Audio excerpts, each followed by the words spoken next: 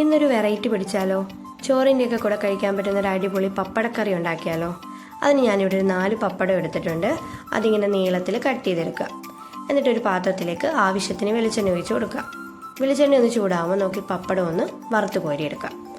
അതേ എണ്ണയിലേക്ക് തന്നെ കടുക് പൊട്ടിക്കുക, ഒരു സവാള ചെറുതായിട്ട് അരിഞ്ഞത്, കറിവേപ്പില, ഉപ്പ് നന്നായിട്ട് മിക്സ് ചെയ്തതിന് ശേഷം അതിലേക്ക് ചതച്ച ഇഞ്ചി, വെളുത്തുള്ളി, ഒരു പച്ചമുളക്, ഒരു തക്കാളി ചെറുതായി അരിഞ്ഞത്, ഇത് മൂന്നും കൂടി ഇട്ട് നന്നായി ഇളക്കി അതൊന്ന് വെന്ത് വരുമ്പോഴത്തേക്കും നമുക്ക് പൊടികൾ ആഡ് ചെയ്ത് കൊടുക്കാം.